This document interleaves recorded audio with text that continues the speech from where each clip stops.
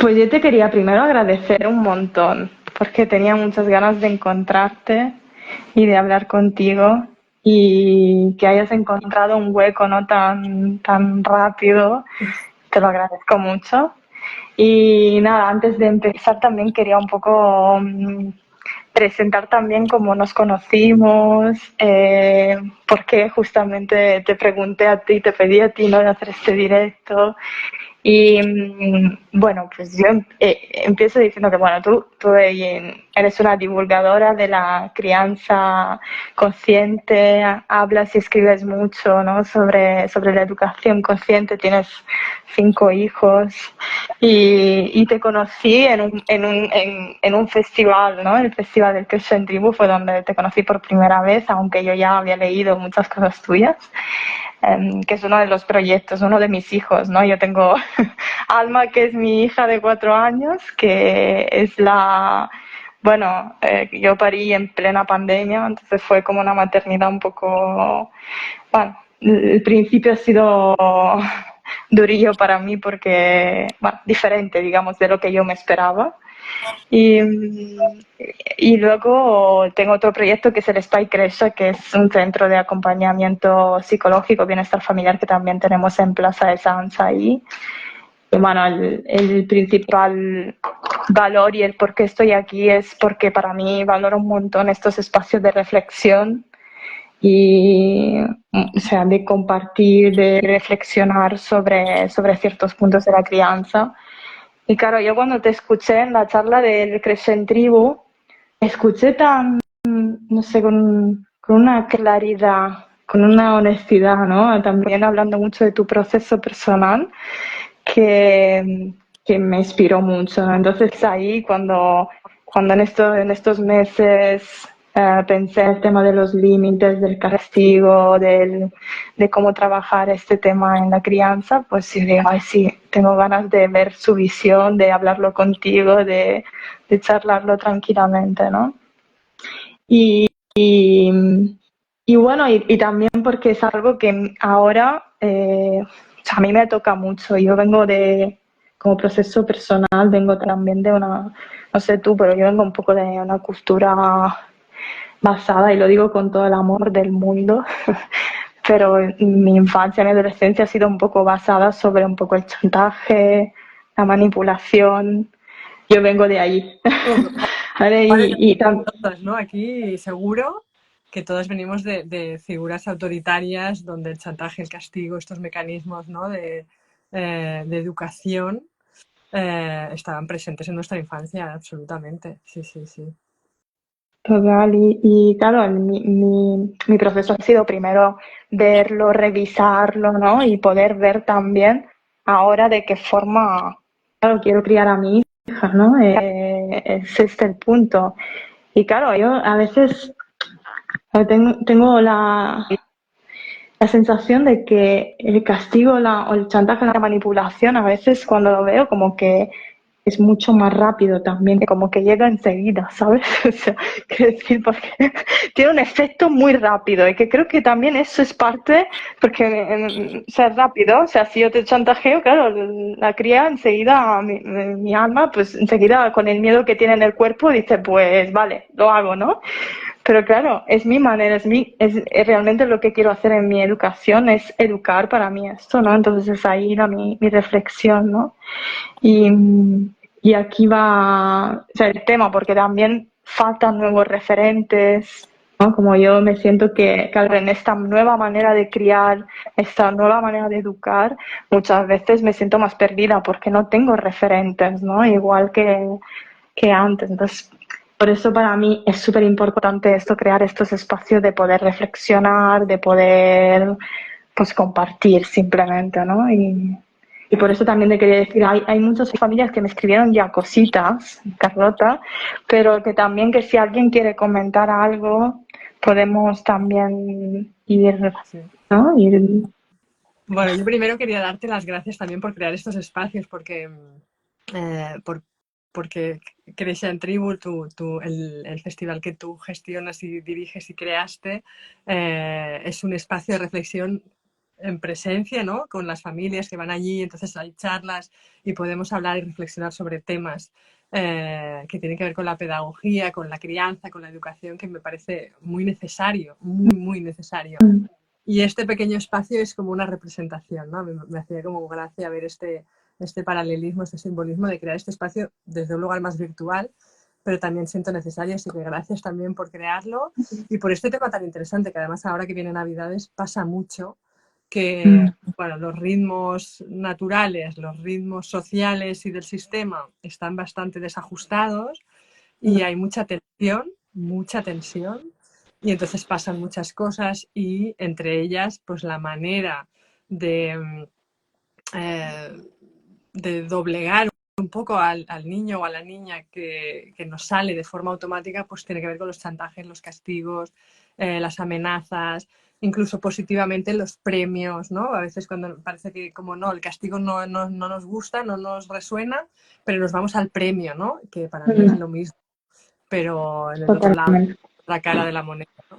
Entonces, en esta etapa, o sea, en estos momentos, para mí me parece un tema bastante primordial que podamos hablar para que no se nos escape o por lo menos seamos conscientes de lo que estamos haciendo y de lo que está sucediendo, porque al final no se trata de hacerlo de una sola manera o de una manera concreta, sino de ir a buscar ese lugar interno desde donde salen las cosas que nos salen, ¿no? Ese automático o esa duda, ese miedo, esa inseguridad, de dónde sale y poder quizá pues transformar ese lugar interno para poder situarnos en un lugar más cómodo para nosotros en relación a nuestros hijos, que sintamos coherente, ¿no? Con nuestra forma de criar, porque es lo que decías, el automático va por un lado, pero eso tiene que ver con lo que yo quiero, con mi forma de entender la relación, mi forma de entender la educación, mi forma de entender la crianza.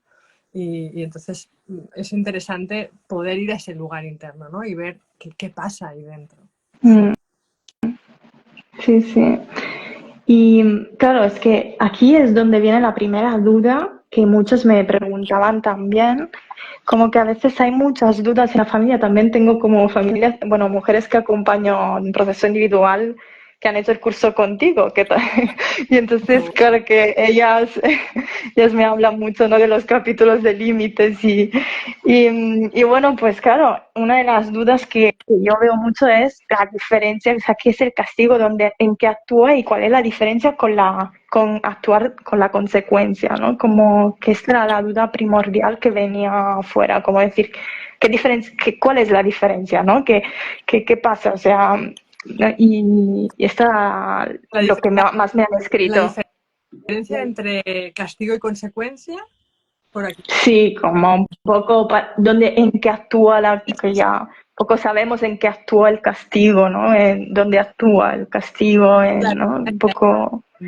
Para mí es importante que también partamos es súper interesante la pregunta y le voy a dar un poco la vuelta, pero no dejaré de contestarla, ¿eh?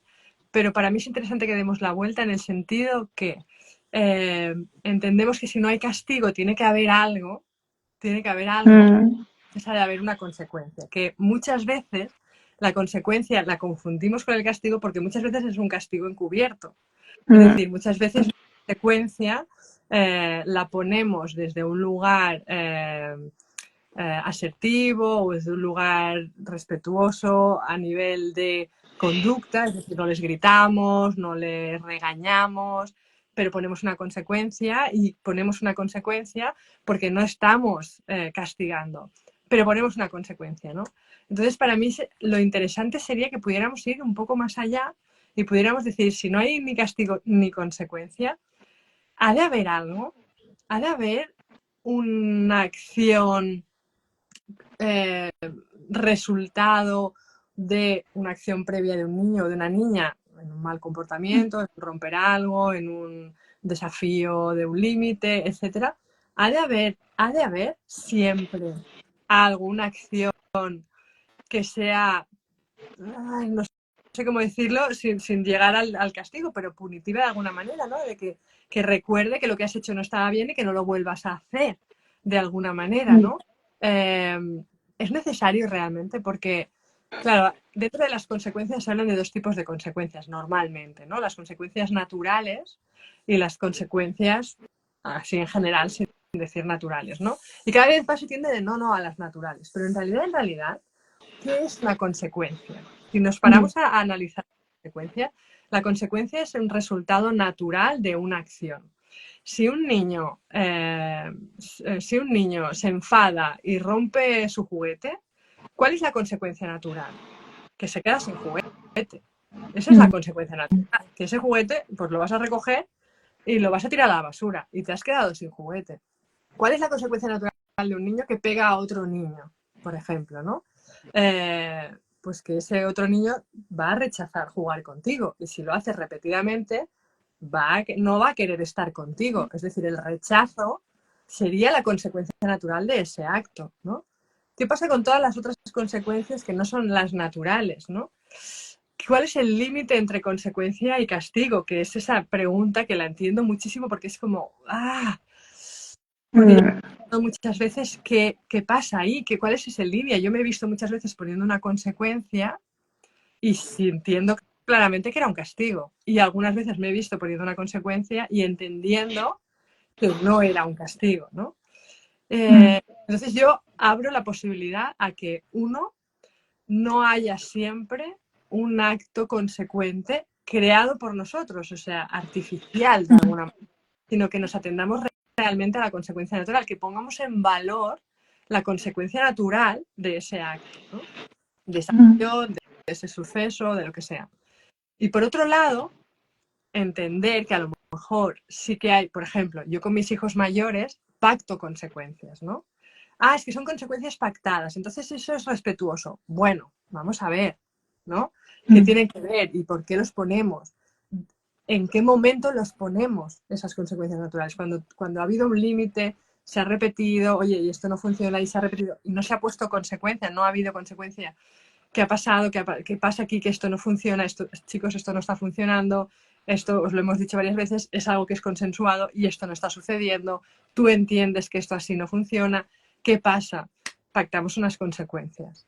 Pero realmente la consecuencia ¿qué efecto tiene sobre el niño o la niña, el adolescente o el joven? En realidad no es que no hagan eso que tienen que no hacer o hagan eso que tienen que hacer, por un factor externo, por un factor paralelo, porque no quieren esa consecuencia. Pero entonces, ¿dónde queda el entender que yo no quiero pegar porque no quiero hacer daño al otro, no porque no quiero quedarme solo en la habitación, ¿no? Para mí siempre es un tema abierto, no es un tema cerrado en el que haya una teoría clara de cómo tienen que ser las cosas. Siento que como indica la educación libre y la educación viva es que todos los procesos están vivos y que depende de en qué momento esté el proceso, será necesario una cosa u otra, ¿no?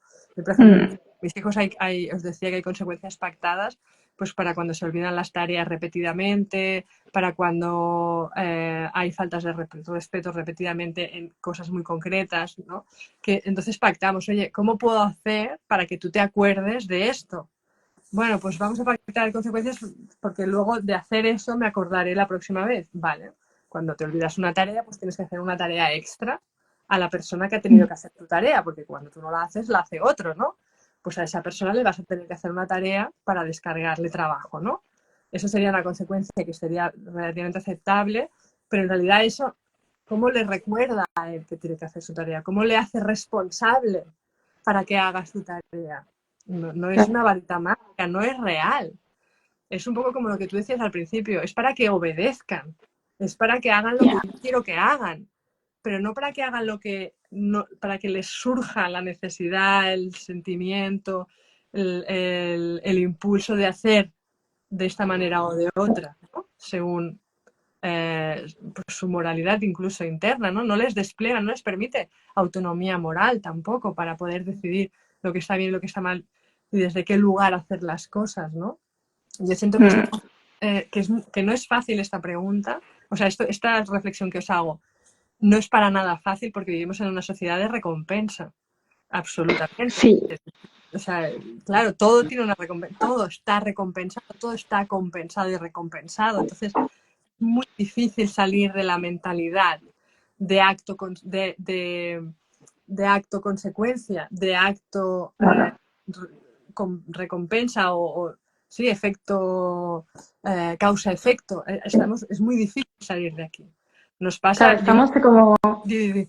Estamos como, que digo que me viene mucho en mente las frases constantes de portarse bien, portarse mal, como hay mucho juicio en esto, mucha cosa de, no, mucha visión en la conducta, ¿no? En cómo se tiene que comportar, sino más bien muy poca visión en la persona, ¿no? Como no mucho más en la conducta que en la persona.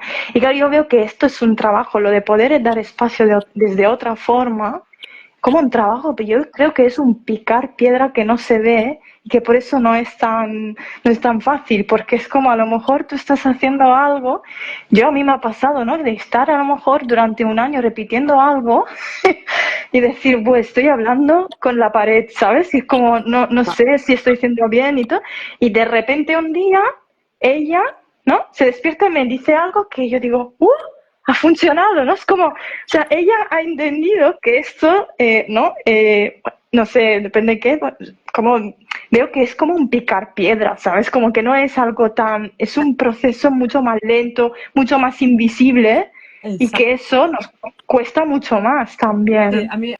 a mí me gusta mucho el paralelismo con la planta de bambú, que se pasa, la planta de bambú, sabes que los primeros 5 años, o sea, primeros años, o sea, bastantes años, lo único que hace es echar raíces, no se ve. Y tú te crees que has plantado algo y que no está creciendo por ningún lado, que no sale, que no hay nada, que está muerto, que no ha salido la, la semilla no se ha, no se ha abierto, no ha vivido, pero es que ha estado echando raíces. Pues la crianza es un poco así. Los 7 primeros años es un poco así. Va de esto, va de ir eh, creando el ambiente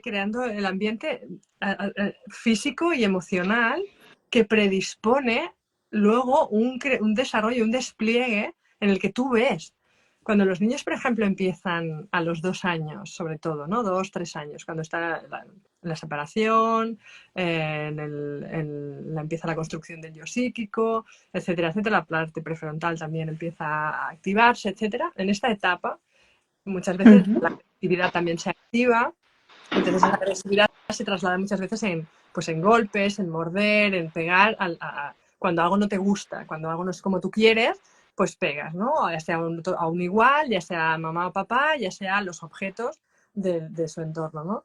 Y es muy interesante porque eso sucede alrededor de los 2, 3 años. Puede ser que empiece, no en todos los niños y niñas, pero si empieza, puede ser que empiece alrededor de esta edad, pero hasta que ellos no son capaces de transformar y canalizar esa energía de esto no me gusta, esto no lo quiero, y ponerlo en palabras, o sea, que su cerebro primero lo pueda poner con palabras antes de dar el golpe, antes de romper ese algo, antes de destruir, que pueda comunicar eso que le está pasando, es un proceso.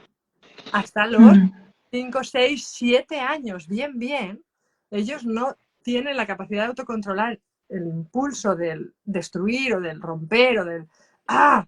Y poner palabras, ellos que no me ha gustado, esto no lo quiero así, esto lo quiero diferente, esto lo que sea, ¿no? Y es un proceso pudiéndolo decir que tiene la posibilidad de, en vez de dar el golpe, decirlo con palabras. En vez de dar el golpe a una persona, puede dar un golpe a otra, a un cojín, a un material que pueda. En vez de golpe, puede gritar. Sí, es un proceso de ir acompañando, canalizando esa energía, ese impulso, esa emoción que no son capaces de controlar porque no están preparados, pues es ir acompañando lo que tú dices, picar piedra, ¿no? Ir diciendo, no, así no me gusta, yo no quiero que me pegues, estás enfadado, lo entiendo, pero así no me lo expliques, palabras, y no me lo va a decir con 3 años y con 4 años. A lo mejor vas a ir viendo evolución, progresión, porque después del golpe a lo mejor irá el grito y después el golpe, y vas viendo cambios, pero bien, puede ser incluso pues esto que hasta los 6, 7 años no sea capaz auténticamente en todos sus sentidos de frenar ese golpe, ese impulso, ponerle palabras y desde aquí sentir que ha podido expresar, porque otra es que lo hagan desde un lugar obligado, ¿no? Es que si no lo dices con palabras me enfado, entonces desde el miedo van a poner palabras, pero lo integran y se quedan realmente sintiendo que han comunicado eso que les pasa hasta que no hace ese proceso. Y entonces eso es un recorrido largo que requiere paciencia, requiere repetir mucho, mucho, que requiere acompañar todos esos procesos, de acompañarlos físicamente, contacto, a veces contención, para poder acompañar esos procesos.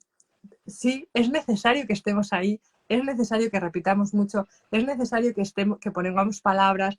Sí, ahí está la clave. Es que es algo de picar piedra, porque cuando tú no amenazas o castigas con algo inmediato, con algo que realmente a ellos les duele, que tienen miedo, que les despierta el miedo, claro, el resultado no es inmediato, ¿no? Yo cuando digo la alternativa y digo, ¿y si no ponemos consecuencias? ¿Y si no castigamos? ¿Y si lo único que hacemos es acompañar eso que está pasando y decir que no quiero que pase, que a mí no me gusta, que me hace daño? ¿Qué pasa entonces? ¿Es posible? Claro, es posible y requiere presencia, y requiere calma interna y requiere autocontrol por parte de los padres y las madres, porque a veces, oye, es que nos van cargando, o sea, a mí que me peguen me pasan cosas con eso. No, y tengo que poder poner el límite, y pongo el límite, pero no castigo o no amenazo. Es que si no paras, no. Mira, es que esto no me está gustando, es que ahora mismo lo estoy pasando mal. Puedes comunicarte con el niño, puedes trasladarle para que en realidad con esa información él pueda crear y construir su estructura emocional y empatía del otro, de lo que le está pasando, de lo que no, eso que te hace sentir. La culpa a veces que sienten después, por ejemplo, ¿no? Que a veces se la ahorramos desde un lugar de pobrecito no era consciente del todo. No, es importante que puedan sentir la culpa y que puedan sentir ese dolor y podemos acompañar eso. Ya, no te ha gustado hacerme daño, no te ha gustado romper esto, no, te hace sentir mal. Te acompaño en esto, porque les da la información de, vale, esta es la consecuencia natural, no me siento bien con esto que ha pasado.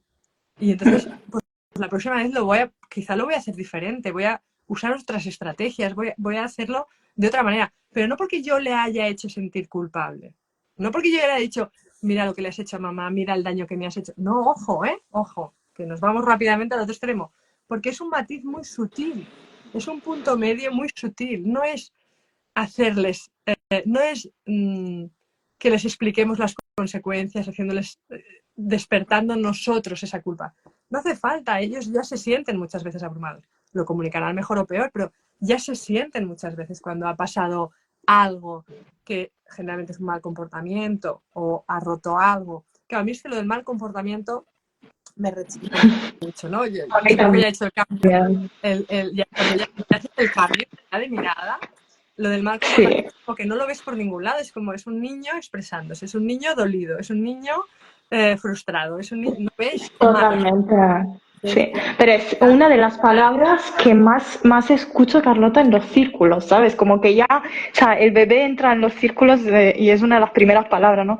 Se porta muy bien y es como un bebé, bebé es un bebé, ¿no? O sea, que es portarse bien, ¿no? Como el bebé pues llora cuando necesita algo, ¿no? No hay más, ¿no? Y te está expresando sus necesidades con su cuerpo y no hay más, ¿no? Pero hay esta tendencia, ¿no? Como ya la tenemos como interiorizada y es verdad que hacer un cambio y poder ver, ¿no? Los grises que hay, no un blanco y negro, sino ampliar la mirada y poder decir, no, quizá está frustrado, está cansado, voy a entender si algo le ha pasado hoy, voy a saber, ¿no? Voy a ver que también saber ir un poco más allá es lo difícil. Mira, hay alguien que está comentando. Yo a veces le digo, si sigues pegándome, me voy a alejar un poco para protegerme. No sé si eso se consideraría una amenaza o no. Muy buena pregunta, súper buena pregunta, porque fíjate que como está escrita no hay tono, ¿no? Entonces cada una podemos interpretar el tono diferente, ¿no? Claro, y entonces, claro, depende de qué tono te lo imaginas, pues estás informando al otro de lo que vas a hacer y depende del tono va a sonar una amenaza, ¿no? Es que, si me sigues pegando, ¿no? Me voy a ir o me voy a alejar. La palabra alejar ya indica que no me voy a ir, ya es como más suave, ¿no? Pero qué interesante que cuando escrito es muy neutro y entonces hay variabilidad de interpretaciones. Porque en realidad lo importante, volviendo un momento al tema de las consecuencias, sí que es diferencia entre consecuencia y castigo, lo que yo me di cuenta en mi experiencia personal que analizándome y observándome mucho a mí misma, que para mí la diferencia entre consecuencia y castigo era la emoción que estaba en mí, o sea, cómo estaba yo, de qué lugar interno nacía. Si nacía desde la necesidad interna de que parara de hacer eso, porque yo ya no estaba bien, es decir, de mi necesidad de necesito que pares, aunque lo dijera bonito y dijera las palabras más neutras, eso era una amenaza. Ahora, si yo podía realmente estar en calma con lo que le estaba pasando y le estaba informando de que, oye, me estás haciendo daño, no quiero, me estás haciendo daño, me están empezando a pasar cosas, por ejemplo, porque no significa que seamos robots, por supuesto, pero que puedas informar desde un lugar más situado, más centrado, ¿no? De que no estás, tu necesidad no está pasando por delante de la suya, entonces para mí es informar de lo que va a pasar, ¿no? De, oye, es que si me sigues dando así, me hace daño y yo me voy a retirar. Pero qué diferente es cuando tú estás en la emoción ya, sea cual sea, sea rabia, sea tristeza, porque cada una caemos en la que sea. Sea tristeza o sea rabia, pero ya estás en la emoción y tú lo que quieres es que pare. Cuando tú lo que quieres es que pare y tu necesidad pasa por encima de la suya, normalmente tendemos a ese automático de que pare esto ya, que pare. Cada una haremos o manipulación, o amenaza, o castigo, o grito, o entraremos en victimismo, dependiendo de nuestra historia, ¿no? De lo que donde nos hayamos colocado. Pero tiene que ver con nuestra emoción, tiene que ver con dónde estamos. Y ahí las únicas que lo podemos saber somos nosotras internamente, siendo muy honestas, ¿no? Siendo muy honestas de decirnos a nosotras mismas qué estoy haciendo, ¿no? ¿Qué estoy queriendo? ¿Cuál es su necesidad? ¿Cuál es la mía? ¿Qué está pasando aquí? Y poder ser honestas y decir, vale, pues estoy haciendo un chantaje. Poderlo decir. Te acabo de hacer un chantaje, o te estoy haciendo un chantaje, o ya no puedo más, no sé cómo hacerlo, necesito que pares, o pedir relevo, pero si no hay relevo, porque en muchas casas no hay relevo, la pareja no está trabajando, estamos solos, bueno, suele pasar eso. Si no hay relevo es ser muy honestas. O sea, para mí la clave es ser muy honesto con el niño, con la niña, con lo que está pasando. Que no significa cargar la responsabilidad del niño, sino informarlo desde un lugar honesto.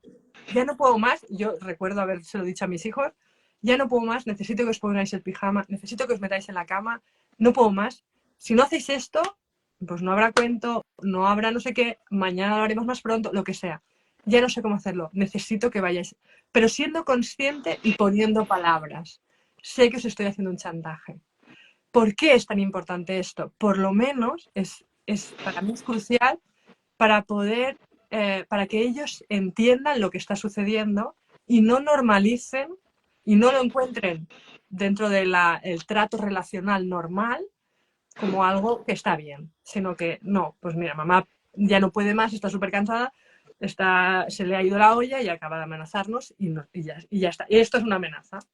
Yo, por ejemplo, a mis hijos que cuando ha pasado siempre les he informado, incluso a posteriori, cuando un día que se te va y pierdes los papeles y haces el chantaje o la amenaza, después decirles, oye, esto que he hecho antes en realidad es una amenaza y no debería haberlo hecho de esta manera, no he encontrado otra en ese momento, pero esto no, así no quiero yo relacionarme con vosotros.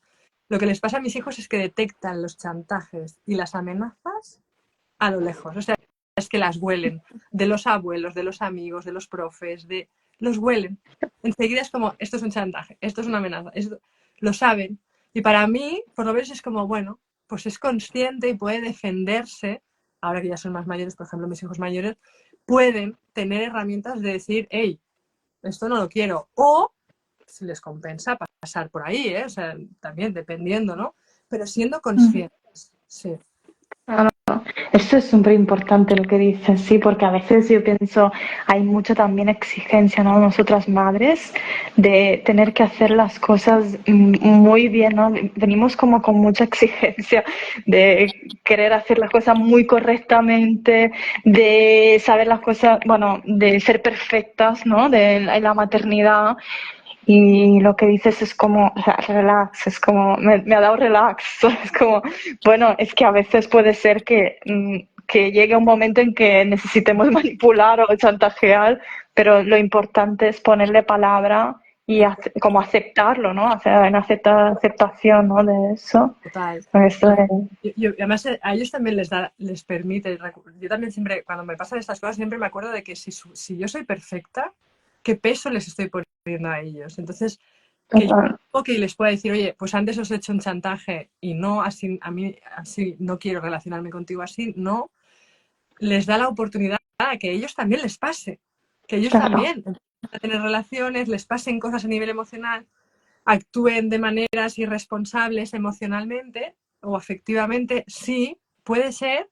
Qué importante es ser honesto y qué importante es poder reconocer el error y decir, oye, pues así no, me he equivocado, lo siento, no pasa nada. Siempre es muy importante no cargando la responsabilidad en el otro, sino haciéndonos responsables, ¿no?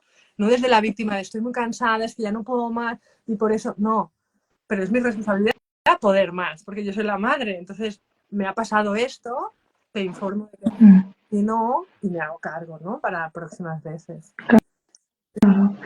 y ahora estaba leyendo también otra chica que dijo como es difícil, ¿no? Sí, al final también es un trabajo personal muy fuerte.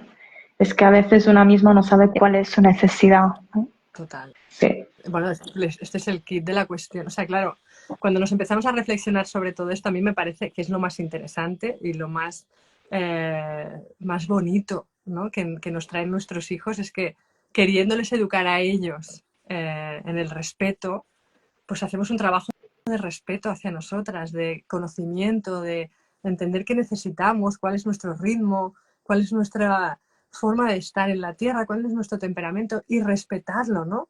Como darnos el permiso de soltar todo eso que nos ha, que nos ha hecho llenarnos de capas, ¿no? Que al final lo que hacen es taparnos más que otra cosa, ¿no? Esas corazas que hemos creado para defendernos, ¿no? Que ahora a lo mejor ya podemos soltar, ¿no? Nuestros hijos nos ayudan a revisarlo para poder empezar a soltar y a decir, oye, pues así sí, así no, oye, pues mira, me pasa esto, ¿qué significa? ¿Desde qué lugar? ¿Por qué pongo mi necesidad por encima? ¿O por qué reacciono desde un lugar victimista? ¿Por qué me colocan en el lugar de víctima? ¿No? A veces muchas madres a mí me ha pasado que me lo preguntaban, ¿no? Ostras, es que siempre acabo tendiendo a ese lugar de que yo no puedo, que no soy delante de mi hijo, ¿no? Porque lo siento, y pidiéndole disculpas desde la víctima, ¿no? Es como, ¿y qué ha pasado ahí? ¿Por qué necesitas colocarte en este lugar, ¿no? ¿Qué puedes ahí soltar para poder reconectar con la responsabilidad, ¿no? A mí me parece a los que nos hacen nuestros hijos, porque lo hacemos todo para ellos, pero el retorno en realidad es para nosotras. Es Sí, la transformación de ese es niño. brutal, sí. Sí. Ya.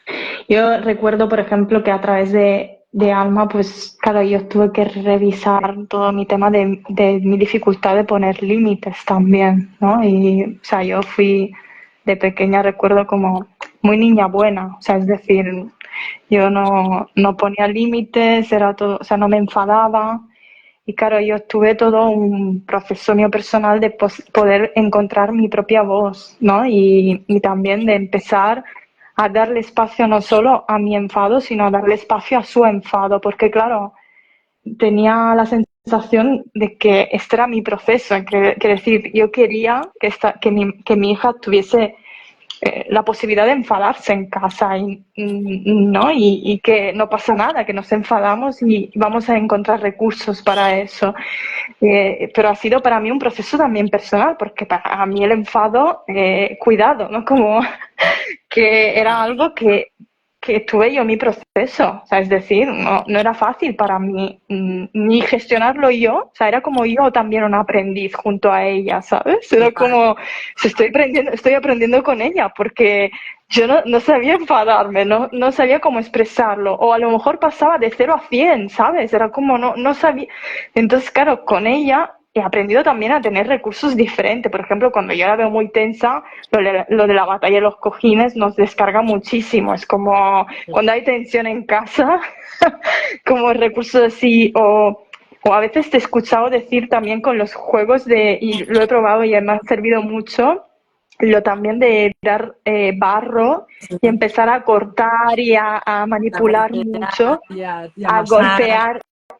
Cual, eso le ha servido también muchísimo. O sea, cuando yo noto que, por ejemplo, viene del cole o que seguramente algo ha pasado, pero ella no puede decírmelo y noto más tensión y ya veo que hay como tensión en casa de no a todo, que no quiere hacer nada, etcétera, etcétera. Entonces, sé que necesito cambiar aquí la atmósfera con algo, ¿no? Entonces, como ponerle recursos. Pero eso para mí ha sido difícil ya, o sea, a nivel de poder darme espacio a mí también en eso, ¿no? Claro. No es... Pero es que yo pienso que esa frase que dicen que las madres renacemos cuando damos a luz, es que es literal, porque Ya. renacemos en el nacimiento de nuestros hijos y a lo largo de toda su crianza crecemos con ellos en todos esos aspectos que no pudimos crecer, que no pudimos desarrollar, ¿no?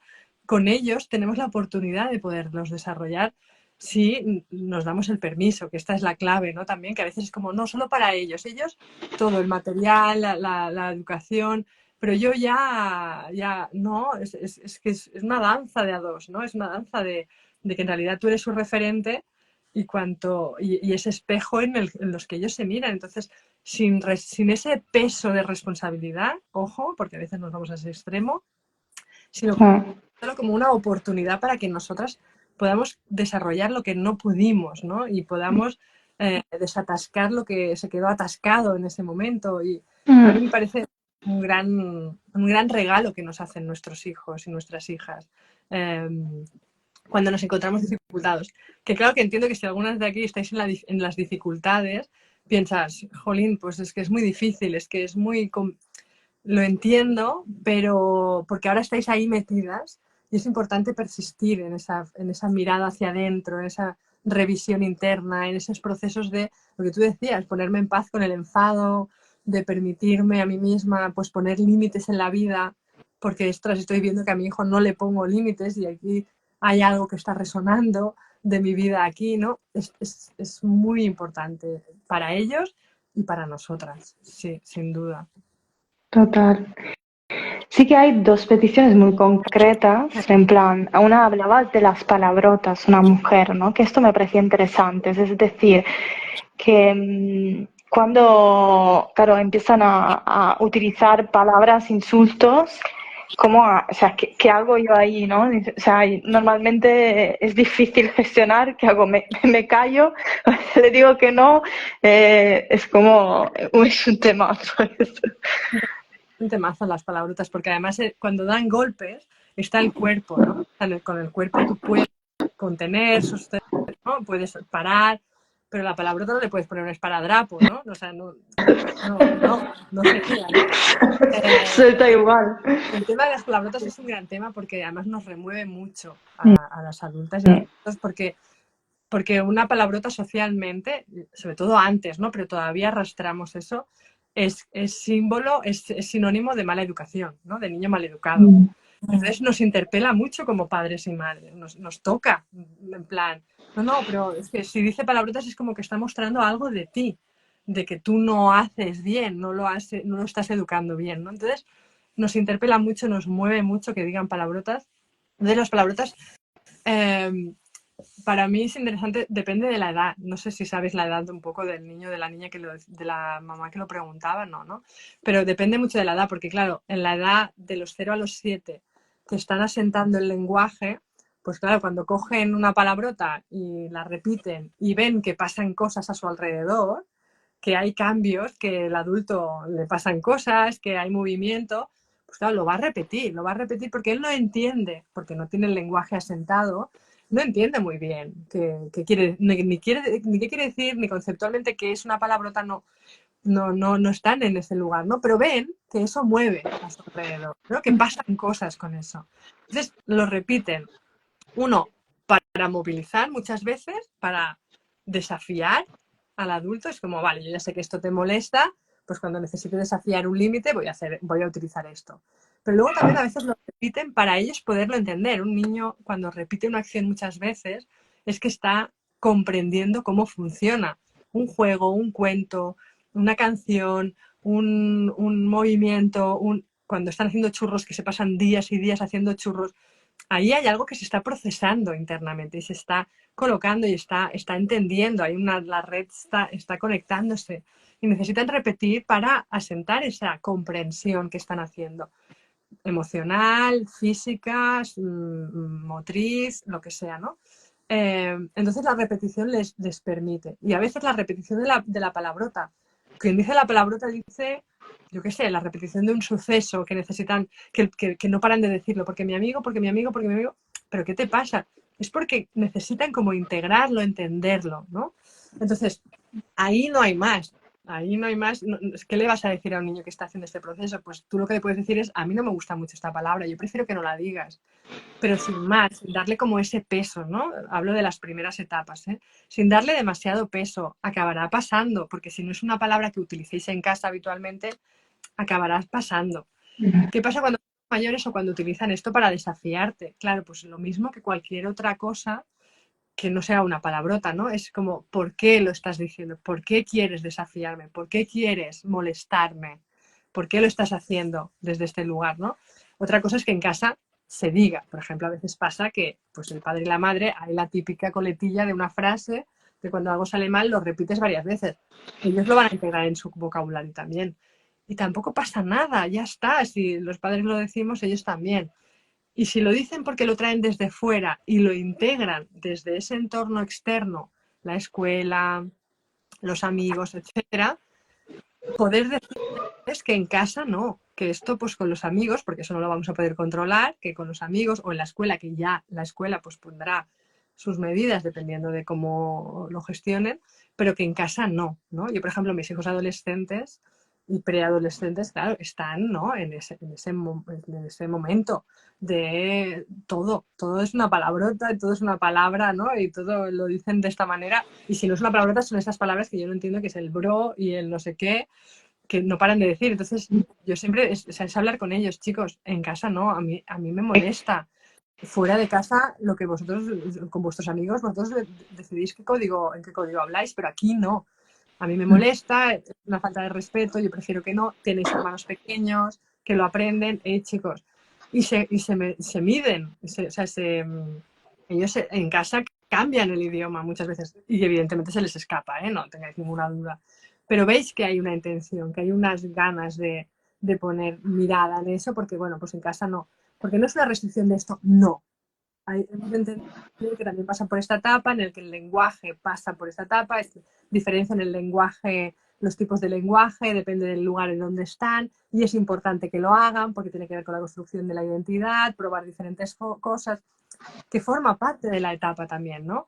Cuando nosotros entendemos que forma parte de un proceso, para nosotros es más relajante, nos saca de ese juicio de es que un niño que dice palabras es un niño mal educado,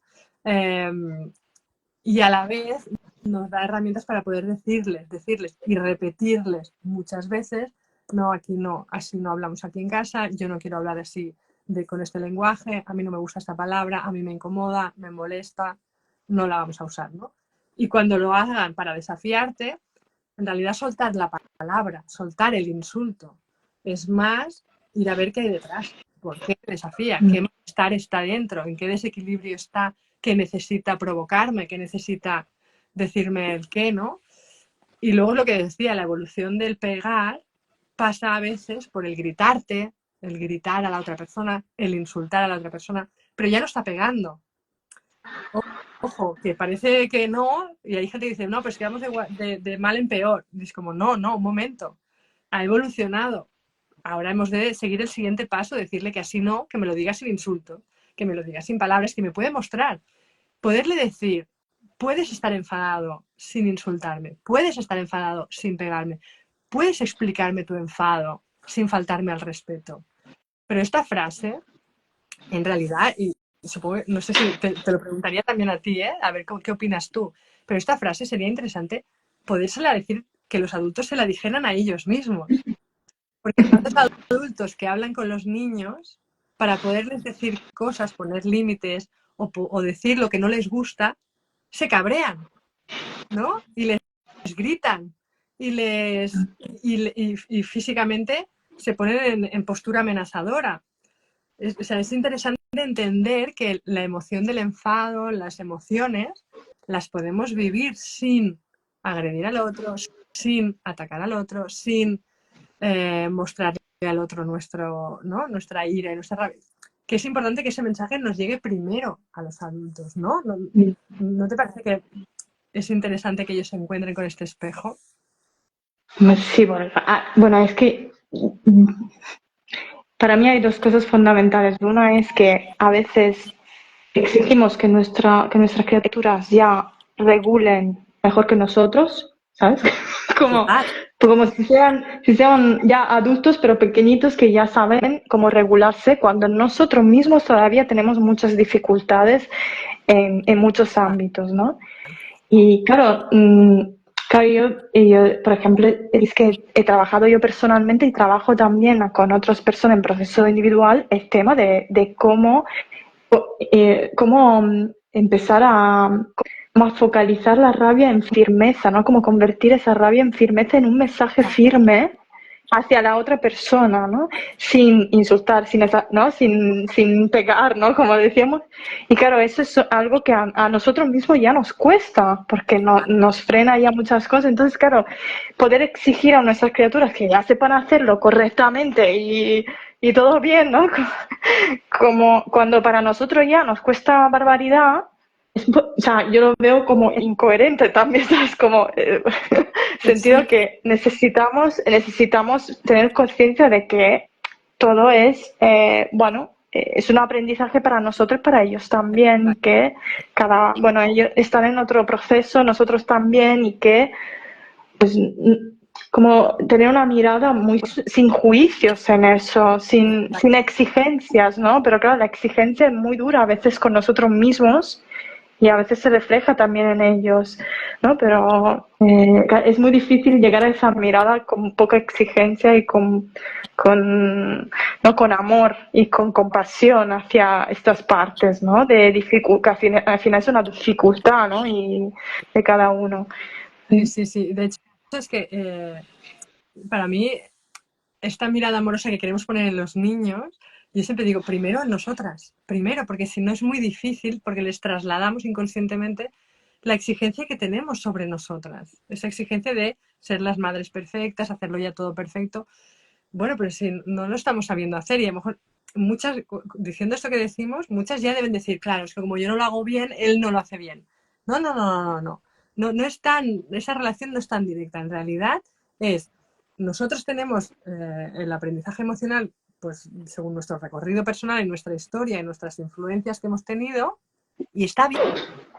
Y hemos desplegado recursos y hemos desplegado estrategias y estamos donde estamos y somos personas funcionales y somos personas que tenemos relaciones y que, bueno, que podrían ser más saludables emocionalmente o más responsables, podrían serlo, pero estamos aquí, ¿no? Y lo estamos haciendo, no es un ay, como yo no lo hago bien, él no, no. Entendamos que forma parte de un proceso y todo lo queremos para mañana o para ayer. Y es como, no, el niño vive un proceso y tú también. Si yo miro atrás, a mi hijo mayor tiene 16 años, casi 17. Es decir, yo hace ya 17 años que soy madre. Si yo miro a la Carlota de atrás, ¡guala, qué diferente! Hay muchas cosas que yo recuerdo, por ejemplo, cuando mi hijo mayor empezó a pegar con 2 años, pues en la escuelita y empezó a morder y tal. La Carlota que lo juzgaba, que lo único que veía era maldad, que yo no veía dolor, no sabía ver ese detrás, no veía nada, no sabía. A la de ahora no cambió de un día para otro. No fue así, ya está, me he dado cuenta y patapá. No, el proceso es largo. No os digo que es de 17 años, ya fue antes de 17 años, pero es un proceso de transformación interior, de mirada hacia el otro. Y no es ir tarde, que luego está eso, ¿no? Ya, pero mi hijo ahora, entonces voy tarde. No, dale oportunidad a tu proceso y dale oportunidad al proceso de tu hijo o de tu hija y confía en esos procesos de vida, porque la vida es un proceso en sí mismo, está lleno de procesos y es un proceso en sí mismo. Y es muy importante que podamos conectar con la confianza de que está bien, la naturaleza funciona a este ritmo y no le va tan mal cuando la dejamos sola, ¿eh? O sea, cuando va a su rollo y a su ritmo. Funciona, la naturaleza es lenta, pero hace, ¿no? Hace. Todos los procesos tienen sentido, se entrelazan, empiezan, acaban, se unen. Tiene ese sentido para nosotras también. Es desde aquí que queremos que todo sea para mañana, que ellos les digamos una vez, no pegues, no me gusta, y ya está, ya no lo hagan más. Pero si nosotros en pareja, ¿no? A veces a mí me pasa con mi pareja, que nos decimos cosas, nos sentamos y es como, oye, esto así no, vale, venga, va, pues sí, voy a hacer, y a la siguiente vuelves a hacerlo otra vez. Y dices, Total. espérate, ¿no? Porque, claro, ¿de dónde sale, no? Entonces es un Ah, proceso, siempre es un proceso. Y es sí, importante sí. ver los procesos con amor, ¿no? Con esa mirada de, hey, pero es que estoy en proceso y está bien. Mm. Con esa presencia, ¿no? Mm. Sí, sí, sí, Carlota, yo no sé los tiempos, no sé si ha pasado ya, ha pasado ya una horita, creo. sí, casi, no llega, pero casi, sí, sí, sí. Y yo digo, no te quiero robar tampoco mucho. No sé, Sí, tú yo había también dime pensado un una horita o poco. algo así. Si quieres podemos hacer última pregunta, última reflexión y cerramos, como tú veas. Fantástico, sí, sí, no, yo es como, quería saber tú, mira, ha habido alguien que ha escrito algo que también quería leer. Mm, Claro, había una mujer que me hablaba más de la comida, ¿no? Que tenía el tema de la comida que la tira, que su hija, pues cada vez que se sentaba a la mesa, estamos hablando de una criatura de 2 años y medio, casi 3, o por allí, que cogía la comida y la tiraba todo el rato al suelo, ¿no? Y claro, ella decía, yo caigo en la cosa de decirle, si lo haces, te quito el plato, ¿sabes? Y entonces no sabes si esto realmente es algo, o sea, ella dudaba, ¿no? Me decía, ¿qué hago yo cuando, si esto ya estoy entrando en el chantaje Claro, directo? es muy bueno, es que es esa pregunta de ese límite, ¿no? Son las preguntas de qué límite es, porque claro, le quito porque yo no quiero que tire más la comida, pero si le digo, oye, si la informo de que esta es la última vez y si no me voy a retirar, estamos otra vez en el mismo lugar de la emoción, ¿no? ¿Desde qué lugar lo haces? Si lo haces desde una Mm, emoción de enfado, si ya estás en la emoción, sobre todo en el enfado, ¿no? En un caso así, normalmente es como que conectamos, nos cabreamos, ¿no? Oye, vale, ya basta, ¿no? Que no quiero que la tires más, que te he dicho que no, que así no, que esto es comida, que la comida no la tiramos. Y ya llegamos a nuestro límite, si le decimos, pues la próxima vez te la quito y ya está, y te quedas sin comer. Claro, esto es un chantaje con un castigo, ¿no? de regalo, de pues te quedas sin comer. Pero si en realidad estás informando, veo que tú no quieres, además le puedes poner palabras a lo que le está pasando, veo que tú no quieres comer, que tú quieres jugar, pero con la comida no jugamos, pues te la voy a retirar. Y la retira. Entonces es una consecuencia natural, es algo que tú, y no es una consecuencia, es un límite que tú pones, es un límite de decir, no, es que no te voy a dejar jugar con la comida, porque con la comida no jugamos, yo te traigo cosas para jugar, pero con la comida no. Yo te lleno un bote, un bol también, igual que el de la comida, o diferente, un bol de piecitas, de trozos de papel y tirar los trozos de papel. La comida no. Es muy importante tener esa sensación, situarnos en ese lugar de informar. Yo me acuerdo mucho de Casilda Rodríguez que escribió un artículo que era poner límites o informar de los límites, ¿no? A mí me hizo como de repente hizo ¡pum! Porque fue como, claro, es que es informar de lo que hay y lo que no hay, lo que funciona y lo que no funciona, lo que hacemos aquí como norma o lo que no hacemos. Pero también pasa que la gente confunde mucho límites con castigo.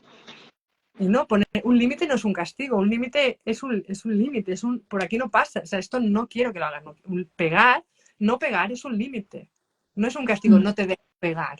No, es que no pegamos, o sea, es un límite que yo te pongo. Y es importante también que nos situemos en ese lugar.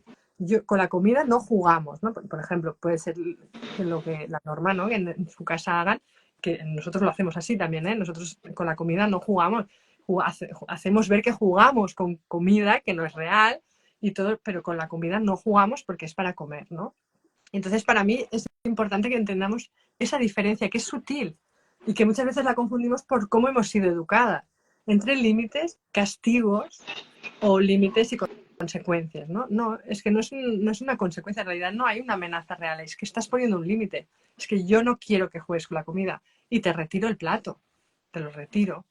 Y es un límite que yo te pongo, entonces ahí va a haber una emoción, yo quiero el plato, la sostenemos, la contenemos, la validamos, entiendo que te enfade porque tú querías jugar con la comida, pero yo no quiero que juegues con la comida y yo decido que no se juega con la comida. Y yo me retiro y ahí no estamos siendo autoritarias, estamos siendo autoridad, estamos siendo autoridad delante de ese niño. Estamos explicándole el marco en el que se puede mover, en el que puede decidir.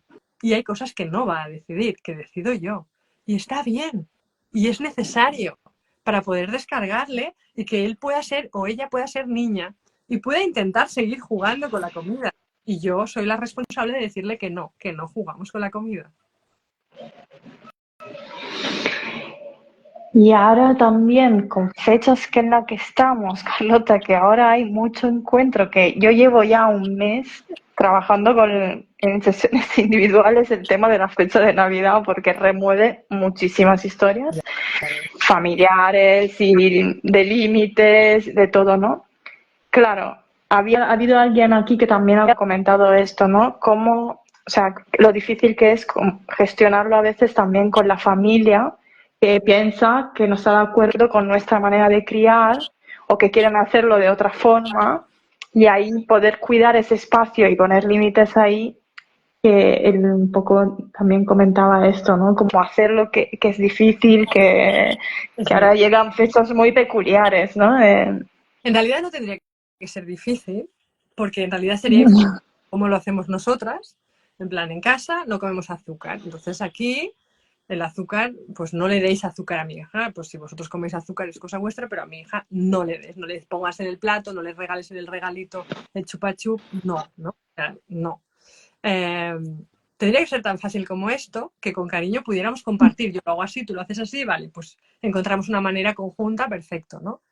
Pero no es así. Pero no es así y no es tanto por el límite que pongamos a nuestros hijos o nuestras hijas, no es tanto por el límite en sí, azúcar no, un regalo 20, no es tanto ese límite, sino la implicación que tiene ponerle un límite a mi madre, ponerle un límite a mi padre, ponerle un límite a mis hermanos o a mis hermanas, eh, sentir el lugar para poder decir, oye, esto no, si siento ese lugar o no lo siento, si siento el permiso o no lo siento, si sé que eso va a generar un dolor en el otro, cómo yo lo vivo, si el otro, cómo lo va a vivir, si se va a enfadar o me va a retirar o va a hacer gestos, ¿no? Esa agresividad silenciada, ¿no? Esa violencia a través del silencio, ¿no? Pero ya ves gestos, ya ves maneras, ya ves tensión. Claro, ahí es cuando nos pasan cosas, ¿no? Es en la relación que nosotros tenemos. No es tanto el límite o no, sino la relación que tenemos. El límite al final lo que hace es evidenciar qué tipo de relaciones tenemos con nuestra familia. Y a mí me parece un regalo también. Y es que veo regalos en todos lados. Pero a mí me parece un regalo, porque en realidad te descubre como, vale, o sea, yo no me siento en casa suficiente, que tengo un lugar para poder decir lo mío. No me siento escuchada. Yo recuerdo, ¿no? Yo, por ejemplo, soy pequeña de 4 hermanos, de un hermano y de 2 constituidos, ¿sí? Juntados, de pareja reconstituida. Entonces, bueno, soy la pequeña. Pero yo siempre he sentido que tenía voz. No, nunca he sentido que por ser la pequeña. Pero me he encontrado personas que no, porque en mi casa es que da igual lo que diga, hacen lo que quieren. ¿Y por qué? ¿Qué pasa ahí? ¿Qué lugar ocupas? ¿No? ¿Tú sientes que tienes un lugar? ¿No? Pasan cosas sistémicas, pasan cosas de relaciones, ¿no? Pues relaciones viciadas con madres o con padres, ¿no? De hacer lo que ellos quieren y si no, pues que nos pasan cosas a nosotras. O remover sus dolores, es decir, a veces cuando nosotros ponemos un límite o decimos que hacemos las cosas diferentes de como ellos las han hecho, a ellos les pasan cosas.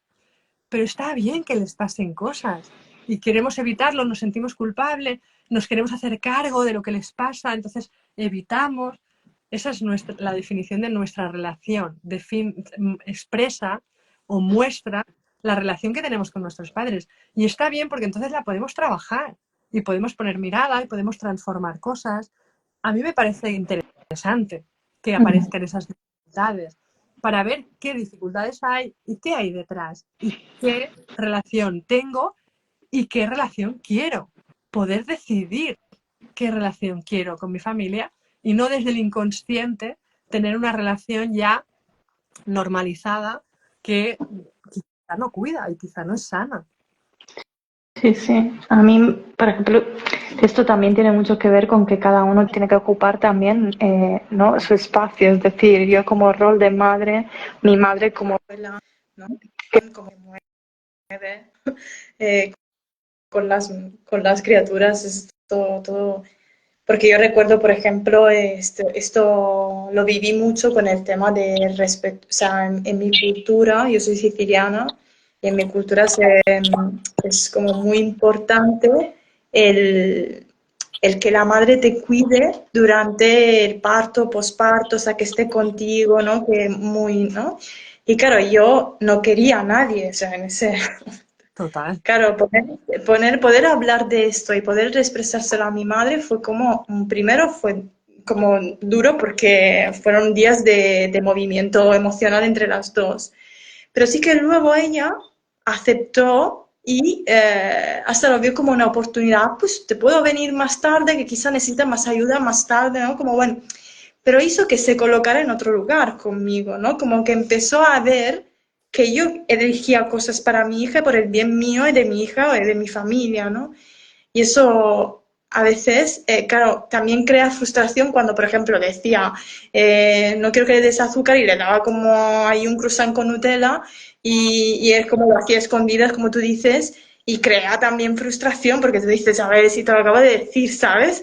Pero claro, yo ahí también me centro mucho en la tolerancia, ¿sabes? Que yo pienso, Carlota, bueno, quiero que mi hija también vea que pueda tolerar algo diferente a mí, ¿no? Como que, y que al final, pues cada uno va a hacer, no sé, que mi hija sabe que en mi casa no se va a comer y que en casa de la yaya, pues oye, de la nonna, pues si se come, ¿sabes? Pero como tolerar también esa cosa de, bueno, o sea, da igual, pero por lo menos ella sabe lo que a mí no me gusta, ¿sabes? Mi madre ya sabe lo que no me gusta, sé que no le va a dar tanto dulce como a ella le gustaría, pero se va a frenar, pero algo le va a dar, ¿sabes? Porque Sí, sí, el absolutamente. instinto...